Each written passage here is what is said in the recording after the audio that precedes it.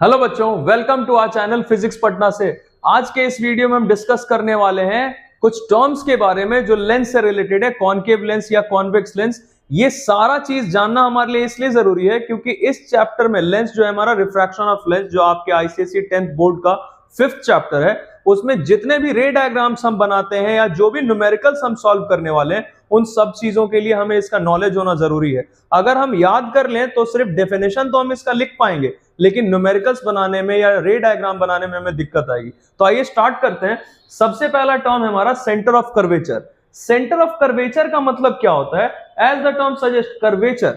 अब इसमें कर्व हमारे पास यहां दिख रहा है, जैसे ये लेंस है हमारा, कॉन्वेक्स लेंस रखा है और एक कॉनकेव लेंस रखा है। तो कॉन्वेक्स लेंस में हमें दिख रहा होगा कि दो स्फेरिकल सरफेसेस है इसमें, एक ये स्फेरिकल सरफेस और एक ये स्फेरिकल सरफेस। तो पहले हम इस वाले स्फेरिकल सरफेस पे फोकस करते हैं। तो ये स्फेरिकल सरफेस हमारा जिस इमेजिनरी स्फीयर का पार्ट है ना, उस इमेजिनरी स्फीयर के सेंटर को हम क्या बोलते हैं? Centre of curvature. आपको यहां मार्क किया हुआ दिख रहा होगा C1, ये सेंटर ऑफ कर्वेचर है, पहला सेंटर ऑफ कर्वेचर है। दूसरा, एक और ये सरफेस भी दिख रहा है, स्फेरिकल सरफेस। तो ये स्फेरिकल सरफेस किसी एक दूसरे इमेजिनरी स्फीयर का पार्ट होगा। तो ये स्फीयर के सेंटर ऑफ कर्वेचर को हमने नाम दे दिया C2। तो इट इज क्वाइट सिंपल। वैसे ही यहां पे हमें दिख रहा है कि कॉनकेव लेंस का ये वाला सरफेस, स्फेरिकल सरफेस, तो ये किस स्फीयर का पार्ट है? इस स्फीयर का पार्ट है। तो इस स्फीयर के सेंटर को क्या बोला? Centre of curvature. या फिर इस वाले स्फीयर के सेंटर को बोला centre of curvature, that is C2, है ना। तो what is centre of curvature? It is the centre of the sphere of which the lens surface is a part, है ना। बिल्कुल वैसे ही जैसे सेंटर ऑफ कर्वेचर हमें पता चल गया कि दो सेंटर ऑफ कर्वेचर है, तो ऑब्वियसली स्फीयर का रेडियस भी होगा। उसी रेडियस को हम क्या बोलेंगे? Radius of curvature. तो देखिए हमने यहाँ पे डेफिनेशन इसका लिखा हुआ है। ये रेडियस ऑफ कर्वेचर क्या है? It is the radius of that imaginary sphere. कौन सा इमेजिनरी स्फीयर? जिस स्फीयर का पार्ट कौन है? ये लेंस का सरफेस। तो ऑब्वियसली हमें ये स्फीयर बनता हुआ दिख रहा है। इस स्फीयर का हमारा रेडियस ऑफ कर्वेचर कहां से कहां तक होगा? आपको दिख रहा होगा। यहां से हम शुरू करेंगे, सर्कमफेरेंस पे कोई भी पॉइंट ले लेंगे और वहां से इसके सेंटर तक का डिस्टेंस, मतलब यही हमारे लिए क्या होगा? Radius of curvature. या फिर इस वाले सरफेस के लिए अगर हम देखें तो इस वाले सरफेस के लिए हमारा, हम सेंटर से शुरू करेंगे वहां तक जाएंगे, तो ये भी हो गया रेडियस ऑफ कर्वेचर, है ना। बिल्कुल सिंपल सा चीज है। वैसे इसमें भी दो रेडियस ऑफ कर्वेचर होगा। तो ये हमारा सेंटर ऑफ कर्वेचर और रेडियस ऑफ कर्वेचर हो गया। तीसरा चीज है कि प्रिंसिपल एक्सिस क्या होता है। अब देखिए ये हमारा दो सेंटर ऑफ कर्वेचर्स है, C1 एंड C2। तो इन दोनों सेंटर ऑफ कर्वेचर्स को जो हमारा ये लाइन ज्वाइन कर रहा है ना, यही हमारा प्रिंसिपल एक्सिस है। ओके, तो प्रिंसिपल एक्सिस का कोई लिमिट नहीं होता है। हम इतने दूर भी बना सकते हैं, इतने दूर भी बना सकते हैं, या कहीं तक भी ले जा सकते हैं, एक्सटेंड कर सकते हैं, है ना। तो it is an imaginary line. ऐसा सच में कोई लाइन एग्जिस्ट नहीं करता है। ये हम रे डायग्राम्स बनाने के लिए यूज करते हैं, प्रिंसिपल एक्सिस का अपने कन्वीनियंस के लिए यूज करते हैं। उसके बाद नेक्स्ट है ऑप्टिकल सेंटर। ऑप्टिकल सेंटर को हम जनरली O से डिनोट करते हैं, कैपिटल O से। तो ऑप्टिकल सेंटर है क्या, ये पहले देख लेते हैं। देखिए इसका दो डेफिनेशंस है, एक जो रियल डेफिनेशन होना चाहिए और दूसरा जो हम अपने कन्वीनियंस के अकॉर्डिंगली लिखते हैं, है ना, रे डायग्राम्स के लिए जो हम यूज करने वाले हैं। तो ऑप्टिकल सेंटर यहाँ पे आपको दिख रहा होगा O से मार्क किया हुआ है या फिर O से मार्क किया हुआ है। हर जगह हम दोनों लेंस का डिस्कशन करते चल रहे हैं साथ में, कॉन्वेक्स का भी और कॉनकेव लेंस का भी।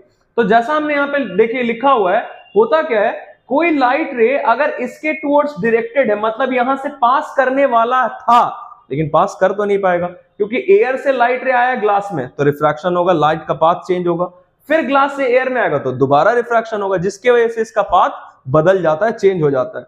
तो अगर कोई लाइट रे, जैसा आपको दिख रहा होगा यहां से डॉटेड दिखाया गया है, तो अगर कोई लाइट रे इसकी तरफ डायरेक्टेड है, किसकी तरफ? ऑप्टिकल सेंटर की तरफ डायरेक्टेड है, तो ये रिफ्रैक्शन होने की वजह से ये लाइट कैसे बाहर आता है? पैरेलल आ जाता है। किसके पैरेलल? जो डायरेक्शन होना चाहिए था, इस इंसिडेंट रे का जो डायरेक्शन होना चाहिए था, उस डायरेक्शन के पैरेलल इमर्ज कर जाता है। यहां पे भी आपको दिख रहा होगा ये लाइट रे आ रहा था, it was directed towards the optical centre, लेकिन रिफ्रैक्शन की वजह से ये दो बार रिफ्रैक्शन हुआ और ये फाइनली ऐसे बाहर आ रहा है, मतलब it is again parallel to the direction of incident ray, है ना। ये हमारा एक्चुअल केस है। लेकिन ये जैसे हम पढ़ना होगा, हमने रेक्टेंगुलर ग्लास स्लैब में हमने रिफ्रैक्शन पढ़ा होगा, तो रेक्टेंगुलर ग्लास स्लैब का थिकनेस अगर कम होता है तो उसमें लेटरल डिस्प्लेसमेंट भी कम होता है ना। तो ये जो हमारा पार्ट है, यही क्या है? Lateral displacement. ये हमारा रेक्टेंगुलर ग्लास ब्लॉक में हमने पढ़ा होगा। अगर आपने नहीं पढ़ा, आपको नहीं पता, तो आप वो वीडियो देख सकते हैं हमारे रिफ्रैक्शन ऑफ लाइट के प्लेलिस्ट में, फिजिक्स पटना से में। अब देखिए, लेटरल डिस्प्लेसमेंट अगर कम होता है जब थिकनेस कम होता है, तो जनरली जो लेंस हम यूज करते हैं वो बहुत पतला होता है, थिन रहता है, तो उसमें लेटरल डिस्प्लेसमेंट भी कम प्रोड्यूस होगा, जिसकी वजह से हम ये अज्यूम करते हैं कि ये लेटरल डिस्प्लेसमेंट नेग्लिजिबल है, मतलब लाइट रे जैसे आ रहा था वैसे ही निकल गया। अब जो हमारा केस है, जो हम यूज करने वाले हैं अपने रे डायग्राम्स में, तो वो हमारे लिए कन्वीनियंट रहेगा, तो पहले हम वो देख लेते हैं कि वो है क्या। तो इसका ये हमारा डेफिनेशन है, देखते हैं डेफिनेशन। ये रहा हमारा ऑप्टिकल सेंटर है, और ये फिर क्या है ये जरा समझते हैं इसके बारे में। देखिए, इसका ऑप्टिकल सेंटर का डेफिनेशन हमने रखा हुआ है, और ये हम इसका जो यूज करने वाले रे डायग्राम वो देख लेते हैं। ये रहा हमारा रे डायग्राम जो हमारा यूज हम करने वाले हैं। देखते हैं, अजम्पशन क्या है कि हमारा बहुत पतला सा लेंस है, तो optical centre of a thin lens is the point on which on the principal axis such that a ray of light directed towards it passes undeviated। मतलब ये अगर इसकी तरफ आ रहा था, डायरेक्टेड था ऑप्टिकल सेंटर के टुवर्ड्स, तो ये सीधा निकल गया बिना किसी डेविएशन के, है ना। बिल्कुल वैसे ही कॉन्केव लेंस में भी होता है। तो लेकिन ये कब पॉसिबल है? जब लेंस बहुत पतला हो, जब लेटरल डिस्प्लेसमेंट ना के बराबर हो, है ना। तो हम ये यूज करने वाले अपने रे डायग्राम्स में। अब आगे बढ़ते हैं, जैसे फर्स्ट फोकस या फिर फर्स्ट फोकल पॉइंट भी बोलते हैं, फर्स्ट फोकस या फिर first focal point of a convex lens, that is F1 से डिनोट करते हैं इसको। तो आइए एग्जांपल, ये हमने रखा हुआ है इसका रे डायग्राम, इसके हेल्प से समझते होता क्या है। तो ये जो first focus of a convex lens है, ऑब्वियसली ये कहां पे लाई कर रहा है? It is a point on the principal axis such that a light ray passing from it, कहां से पास कर रहा है? फ्रॉम इट मतलब from F1, after refraction through the lens becomes parallel to the principal axis. यहां से पास करता हुआ गया लाइट रे, मतलब इंसिडेंट रे अगर F1 से पास करता गया है तो ये कैसा हो जाता है? पैरेलल हो जाता है प्रिंसिपल एक्सिस के। तो ये डेफिनेशन लिखना अपने लैंग्वेज में बहुत आसान सा काम है, अगर आपको ये समझ में आ गया हो तो।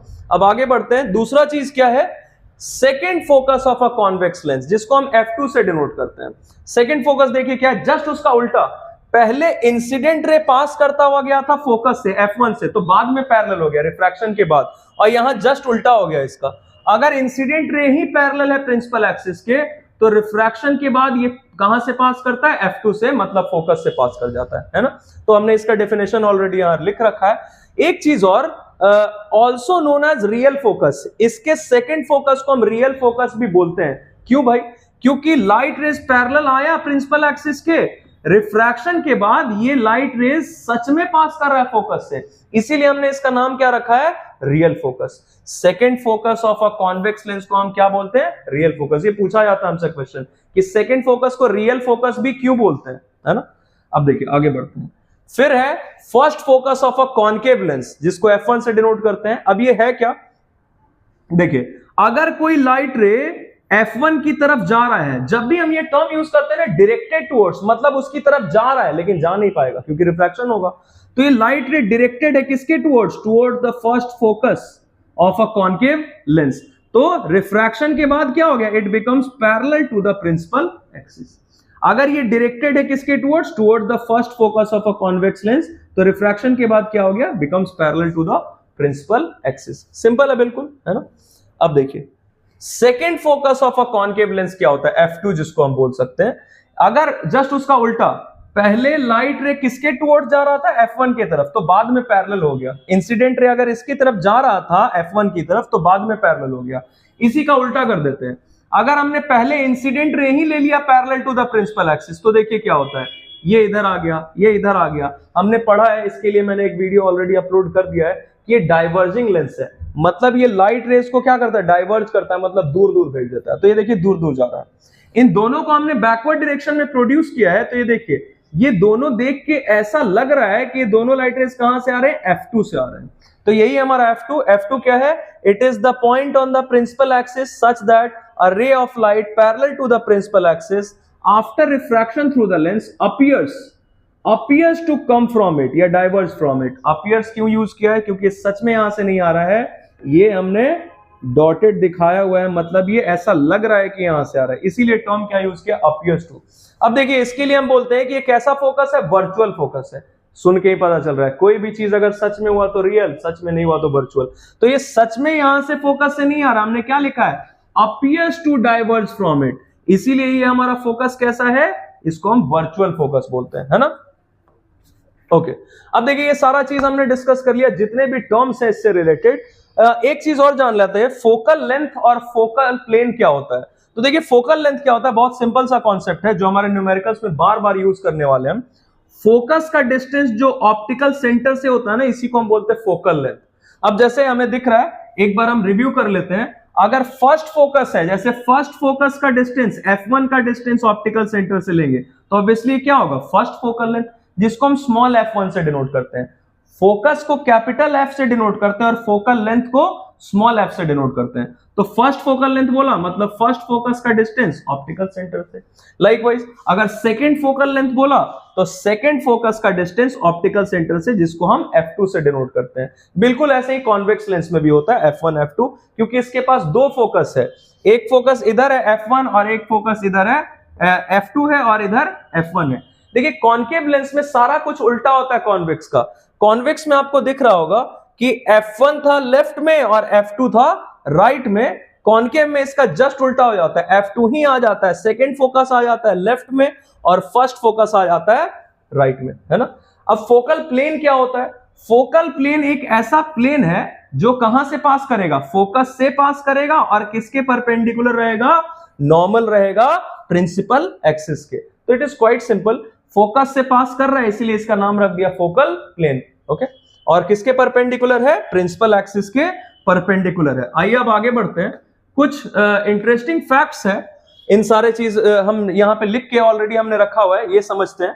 जैसे कहीं पे अगर आपको सिर्फ फोकस लिखा हुआ मिले, कोई सा भी लेंस हो, कॉन्केव लेंस हो या कॉन्वेक्स लेंस हो, अगर कहीं पे सिर्फ फोकस लिखा मिले तो हम क्या समझेंगे कि ये किसके बारे में बताना चाह रहा है, सेकंड फोकस के बारे में। बहुत बार ऐसा होता है क्वेश्चंस में, न्यूमेरिकल्स में, कि आपको सिर्फ फोकस या सिर्फ फोकल लेंथ लिखा मिले, तो सिर्फ फोकस लिखा मतलब सेकंड फोकस, चाहे लेंस कोई सा भी हो, कॉन्वेक्स हो या कॉन्केव हो।